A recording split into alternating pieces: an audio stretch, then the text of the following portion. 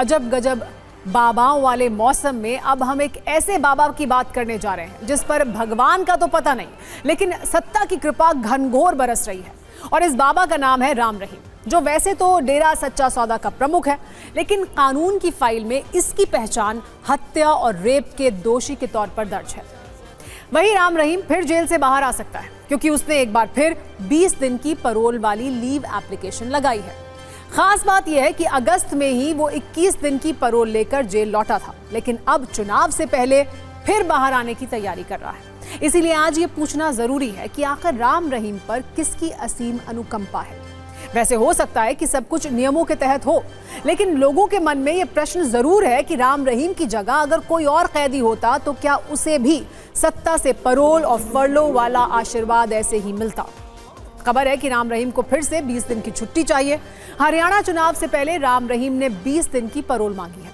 हालांकि उसकी पैरोल की इस अर्जी को अब हरियाणा के चीफ इलेक्टोरल ऑफिसर को ट्रांसफर किया गया है, और इसकी वजह है आचार संहिता, क्योंकि नियमों के अनुसार अगर चुनावों के दौरान किसी कैदी को आपातकालीन परिस्थिति में पैरोल पर रिहा किया जाता है तो इसके लिए सीईओ यानी चीफ इलेक्टोरल ऑफिसर की इजाजत जरूरी होती है। हालांकि सीईओ ने इस अर्जी पर जेल विभाग से सवाल पूछा है कि आखिर राम रहीम का आकस्मिक कारण क्या है, लेकिन माना जा रहा है कि इतने सवाल जवाब के बाद भी राम रहीम को 20 दिन की पैरोल मिल जाएगी, क्योंकि रेप और हत्या का दोषी जब लीव एप्लीकेशन अप्रूव कराने का चैंपियन बन चुका है। लेकिन आज ये समझना भी जरूरी है कि क्या राम रहीम पर इस बार वोट चार्जर वाली कृपा बरस रही है। अब हम आपको राम रहीम को लेकर कुछ बताने जा रहे हैं, उसे गौर से सुनिएगा, क्योंकि इससे आपको अंदाजा हो जाएगा कि जब पैसा हो, पावर हो, रसूख हो और राजनीतिक कनेक्शन हो तो जेल की सलाखें भी आपको ज्यादा दिन कैद में नहीं रख सकती। कभी फरलो तो कभी पैरोल के नाम पर राहत वाला चढ़ावा बाबा पर चढ़ता रहता है। गुरमीत राम रहीम 25 अगस्त 2017 से जेल में सजा काट रहा है, लेकिन अब तक उसे 10 बार जेल से पैरोल या फरलो मिल चुकी है। 2020 में राम रहीम एक दिन के लिए जेल से बाहर आया। 2021 में 2 दिन जेल से बाहर रहने की इजाजत मिली। 2022 में 91 दिनों तक राम रहीम ने पैरोल और फरलो का सुख उठाया। 2023 में 101 दिन तक राम रहीम पर आजादी वाली कृपा बरसती रही, और 2024 में पैरोल और फरलो वाला ये नंबर 71 दिन का हो जाता है। ऐसे में अगर देखें तो पिछले 4 वर्षों में गुरमीत राम रहीम पर 266 दिन जेल से बाहर रहने की कृपा बरसी है। लेकिन अभी भी राम रहीम की छुट्टियां खत्म नहीं हुई हैं। उसे 20 दिन की पैरोल और चाहिए, यानी राम रहीम की ये कैद सजा से ज्यादा मजा बन गई है। वो जब चाहता है जेल से बाहर आ जाता है। इसीलिए आज ये भी समझना बहुत जरूरी है कि राम रहीम को बार बार जो पैरोल मिलती है उसे लेकर नियम क्या है। पहली शर्त, परिवार के किसी सदस्य की मृत्यु हो गई हो। दूसरी शर्त, किसी फैमिली मेंबर को गंभीर बीमारी हो। तीसरी शर्त, खुद कैदी किसी गंभीर बीमारी से जूझ रहा हो। चौथी शर्त, किसी कैदी की पत्नी अगर गर्भवती हो। और 5वीं शर्त, कैदी के घर में विवाह का अवसर हो। लेकिन देखा गया है कि कई बार राम रहीम की पैरोल और इन शर्तों का दूर दूर तक कोई वास्ता नहीं रहा है। तो सवाल यह है कि क्या पैरोल की सारी शर्तें सिर्फ आम कैदियों के लिए हैं? आज ये भी पूछना जरूरी है कि क्या राम रहीम पर बार बार सियासत का चढ़ावा चढ़ता है, क्योंकि इससे पहले भी राम रहीम को जो फरलो और पैरोल मिली है उसके संयोग पर गौर करने की जरूरत है। 2022 में पहली बार राम रहीम को 7 फरवरी को 3 हफ्ते की फरलो मिली थी, और 20 फरवरी को पंजाब विधानसभा के चुनाव होने थे। इसी तरह 17 जून 2022 को बाबा को 30 दिन की पैरोल मिली, और 2 दिन बाद ही हरियाणा नगर पालिका के चुनाव होने थे।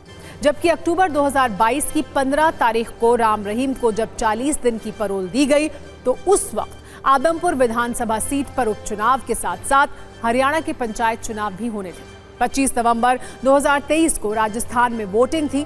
उससे 4 दिन पहले गुरमीत राम रहीम 21 दिन के फरलो पर जेल से बाहर आया था, और अब जब 5 अक्टूबर को हरियाणा में विधानसभा चुनाव होने वाले हैं और उससे पहले राम रहीम 21 दिन की पैरोल पर बाहर आना चाहता है, जबकि अगस्त में उसे 21 दिन की फरलो भी मिल चुकी थी।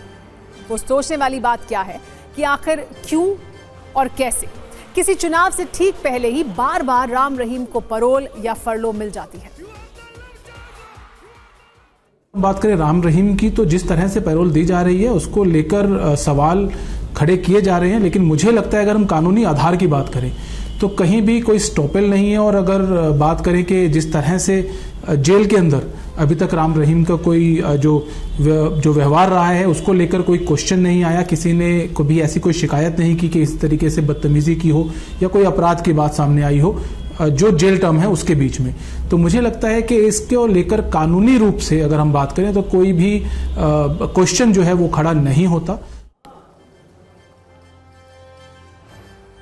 आपने गौर किया होगा इस खबर में बार बार दो शब्दों का जिक्र किया गया है, एक है फरलो और दूसरा है परोल। लेकिन इनके बीच आखिर अंतर क्या होता है उस पर भी आप गौर करिए। फरलो सिर्फ सजा याफ्ता कैदी को ही मिलती है, जबकि परोल सजा याफ्ता कैदी के साथ साथ विचाराधीन कैदी को भी दी जा सकती है। फरलो के लिए किसी कारण की जरूरत नहीं होती, लेकिन परोल के लिए वजह जरूरी होती है। साथ ही आचरण पर भी निर्भर करता है। फरलो एक कैदी का अधिकार होता है, लेकिन परोल विशेष आधार पर ही मिलती है। फरलो 1 साल में 3 बार मिल सकती है, जबकि परोल में ऐसी कोई समय सीमा तय नहीं होती है। गुरमीत राम रहीम जैसे लोग बार बार ये साबित कर रहे हैं कि परोल में पावर का रोल होता है। हैरानी की बात यह है कि पंजाब हरियाणा हाईकोर्ट से लेकर देश की दूसरी अदालत परोल और फरलो को लेकर बार बार घंटी बजाती रहती है। बावजूद इसके राम रहीम पर कृपा बरसती रहती है। इसी साल फरवरी 2024 में पंजाब एंड हरियाणा हाईकोर्ट ने कहा था गुरमीत राम रहीम को फरलो या परोल दिए जाने को लेकर अधिकृत अथॉरिटी नियमों के आधार पर फैसला लें। अगस्त 2024 में भी पंजाब एंड हरियाणा हाईकोर्ट ने इस पर सख्त टिप्पणी की थी और ये कहा था कि राम रहीम को सोच समझकर ही फरलो या परोल दी जाए। 2022 में गृह मंत्रालय ने भी परोल और फरलो को लेकर एक सलाह दी थी और ये कहा था कि परोल पर रिहाई पूर्ण अधिकार नहीं है और ये एक रियायत है। राज्यों को कैदियों की परोल या फरलो देने की प्रक्रिया की समीक्षा करनी चाहिए। जबकि 2017 में दिल्ली हाईकोर्ट ने परोल पर कहा था कि केवल अमीर और पावरफुल कैदियों को ही परोल मिलती है। ऐसे लोगों की मदद के लिए पुलिस अधिकार क्षेत्र से बाहर जाकर मदद करती है और जिन्हें ज्यादा जरूरत होती है उन्हें बेल तक नहीं मिल पाती। अब आपको इस पर नजरिया 9 बताते हैं। नजरिया 9 कहता है कि कानून सबके लिए बराबर है, ये भेदभाव नहीं करता। लेकिन राम रहीम जैसे लोग इस व्याख्या को गलत साबित करते हैं। क्या वीआईपी लोगों की तरह सजा भी वीआईपी और सामान्य कोटे की होती है? हो सकता है राम रहीम को जो परोल और फरलो मिल रही है वो नियमों के तहत हो, लेकिन क्या ये डिस्काउंट नैतिकता की कसौटी पर जायज है? क्या इतना ही डिस्काउंट किसी आम कैदी को भी मिलेगा? इस पर विचार कीजिएगा।